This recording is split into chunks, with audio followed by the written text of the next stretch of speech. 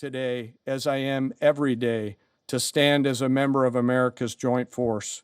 There is no mission too complex, no distance too great, and no adversary too determined for the men and women who wear our nation's uniform. We mourn our fallen, we honor their families, and we continue our mission with focus, unity, and strength. And now I'm happy to take any questions. Thank you, Mr. Chairman. Right here. Go ahead. Thank you for your time. What percentage of Iranian long-strike capabilities are still in the fight, and what is our exit strategy here, and when will it be deployed? Well, they have long-range strike capabilities, which we are hyper-focused on. The brief we got just this morning, Admiral Cooper knows exactly and precisely what kind of threat matrix he's looking at, the way they might change their techniques and how we adapt to that. So we're making sure the theater commander has absolutely everything he needs. I mean, one of the things the chairman mentioned is for months and months, even before we built up, we ensured that we had maximum defensive capabilities in theater to allow the president the decision space in the future. So even before this buildup in the last 30 days, we discreetly brought defensive assets in to make sure, understanding that there are Iranian capabilities. As far as time frame, I would never hang a time frame from our perspective. The commander-in-chief sets the op tempo and terms of this fight. As I said, it's on his terms. And we'll make sure that Admiral Cooper and his team have everything they need, not just to defend. I mean, the best defense is good offense. And so we're aggressively pushing into that airspace over that southern flank to ensure that we control it and we destroy anything that moves that would attempt to shoot us. Think of it as shooting the archer instead of the arrows. That's where we want to be. And we have the kind of exquisite intelligence to get over the top, find that and destroy it. It won't happen overnight. This is a big battle space with a lot of capabilities. That's part of the reason why it's such a threat to us. That's why I talk about conventional umbrella to blackmail nuclear ambitions. They were building up this conventional arsenal in order to ensure that no one would ever block them from their ability to get nuclear weapons. So we're very clear-eyed about the nature of this Iranian threat, and we're going to get after it. I don't know if you have anything to add to that, Mr. Chairman. Thank you for the question. The only thing I'll add is that unlike an operation, a single operation like Midnight Hammer or Absolute Resolve, it'll take some time for us to conduct battle damage assessment, and the targeting cycle that CENTCOM will run will take those things into effect. Admiral Cooper will adjust his plan and fires accordingly to ensure that we're attriting that. He's focused on long-range strike capability coming out of the enemy, and that's a key and essential part of it. Of the capabilities that still exist from the enemy front? Yeah, that's what I mean when I say we're still doing BDA. Normally we'd be able to see a singular thing and we'd assess pretty quickly. He's doing offense and assessment simultaneously, so it'll take longer for us to assess than it would in a single operation. Secretary Hegseth, thank you. Reagan Reese with the Daily Caller. Two questions for you. The president said yesterday in his video message that we will leave Iran when we complete all of our objectives. What are our objectives? And can you share more information on how the soldiers who were killed were killed? Well, I laid out the objectives, as did the chairman. They're completely nested. I mean, Iran has an ability to project power against us and our allies in ways that we can't tolerate. So whether that's ballistic missiles and drones, so offensive capabilities, effectively their Navy, which would attempt to set other terms and impose different costs, drone capabilities, which we laid out there. And ultimately, though, this tying it back to Midnight Hammer, the president has been willing to make a deal. You can't have a nuclear bomb. Radical Islamists can't have a nuclear bomb that they wield against the world. He gave them every single opportunity. Then we precisely took it away. And even then, after that, they didn't have that. They didn't come to the table with a willingness to give it away. So ultimately, those nuclear ambitions, which never ceased, are something that had to be addressed as well. So that's a discrete sense of what's being addressed here to ensure that they can't use that conventional umbrella to continue a pursuit of nuclear ambitions. And then as it pertains to the U.S. casualties, that particular incident was, you have air defenses and the lot's coming in and you hit most of it. And we absolutely do. We have incredible air defenders. Every once in a while, you might have one, unfortunately, we call it a squirter that makes its way through. And in that particular case, it happened to hit a tactical operations center that was fortified, but these are powerful weapons. So we certainly will do, as I said, moments like that, as we remember them and we take care of them and take care of their families, only stiffen our resolve to ensure that we do this properly. Thank you. Yep. Right here. Thank you, Secretary Hegseth. I had two questions for you. First, are there currently any American boots on the ground in Iran? No, but we're not going to go into the exercise of what we will or will not do. I think it's one of those fallacies for a long time that this department or presidents or others should tell the American people, this, and our enemies, by the way, here's exactly what we'll do. Here's exactly how long we'll go. Here's exactly how far we'll go. Here's what we're willing to do and not do. It's foolishness. And so President Trump ensures that our enemies understand we'll go as far as we need to go to advance American interests. But we're not dumb about it. You don't have to roll 200,000 people in there and stay for 20 years. We've proven that you can achieve objectives that advance American interests without being foolish about it. Now, will we be bold about it? Are we willing to be decisive about it? Do we put months and months of planning into what kind of effects we want to achieve? Absolutely.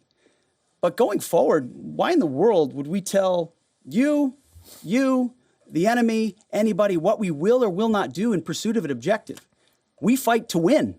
We fight to achieve the objectives the President of the United States has laid out, and we will do so unapologetically. Thank you. Is there any significance to Israel carrying out this strike to kill the Ayatollah? And I wanted to know, what was your immediate reaction to finding out about his killing?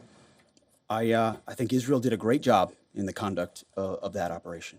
President Trump put a 4-week you go, timeline right on here, it. Are you please. saying that's wrong? Yeah, thank you. You mentioned during the briefing, General Caine, that there would be additional troops sent to the region. Could you say how many troops currently are involved in this operation and how many additional troops are planned to go in this next phase? I don't want to talk specifics because that would tip the enemy off. We have more tactical aviation flowing into theater just based on the time it took to get it out there.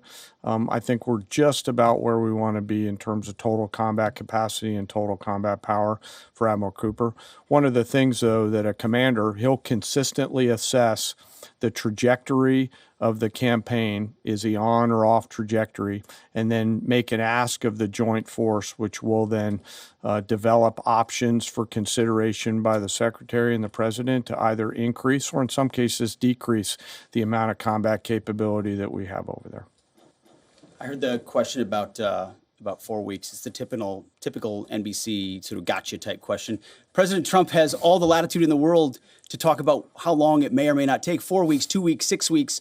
It could move up. It could move back. We're going to execute at his command the objectives we've set out to achieve. And what he has shown an ability to do that other presidents can't quite seem to have the aperture to do, well, I mean, Joe Biden didn't even know what he was doing, is to look for opportunities and off-ramps and escalations for the United States that creates new opportunities to execute what we need on our own timeline. So you can play games about 4 weeks, 5 weeks. He has all the latitude, and I'm glad he does, because there's no better communicator than our president expressing those things. Daily Mail. I've been in meetings with the president for the last 2.5 days. We know exactly where his headspace is, and he will communicate as he should exactly what he would like, and we will follow those orders. And I think everything he said on that is right down the middle. Chairman, did you Absolutely. have Yes, right there. Yes, sir. Thank you very much, Secretary. I left my hometown of Sexist in Iranian Kurdistan in 1996. Can you promise that I will be able to return home safely this year? And I have a following question too, please. I appreciate the question. I'm not here to place guarantees on that, but I think the message the president has given has been clear to the people of Iran. This is your moment. The world was seized by these crowds and then seized by the reality of this regime killing tens of thousands of innocent protesters. So we saw the nature of the regime yet again exposed. We saw many of the Iranian people seek a change there. This is their moment to take advantage of it, for sure.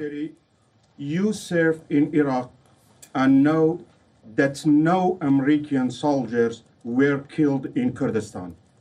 The Kurdish people are very pro-American. Will you continue protect Kurdistan and Peshmerga as loyal ally of the United States? Why I'm asking this question? Because now Kurdistan is under attack by Iranian drones and by proxies in Iraq and on the region. I think I can speak to allies generally in the region who we've been in constant communication with. We've been standing shoulder to shoulder with them, and we appreciate their capabilities. Absolutely. Yes, right here. Hi, thank you. Cameron Arkin with the Daily Wire. My question is about some of the domestic threats, if any, regarding this right now. Have there been any concerns about Iranian sleeper cells, and kind of what has the Trump administration been doing to kind of monitor these Well, threats? across the interagency, in full coordination, of course, we're paying attention to any potentialities there. This is a former regime, a regime that seeks to export that ideology and try to sow terror. We're ready for that. We've seen these types of folks before, and the American people can rest assured that we're vigilant on that. Secretary, thank you. Kind of a follow-up on that last question. There was just this, what appears to be a terrorist attack in Austin yesterday. How does that change the operation at all? What effect does that have? And It doesn't change the operation at all, and I know the authorities are executing exactly the way they should. Secretary Hegseth, and one for Chairman Caine as well.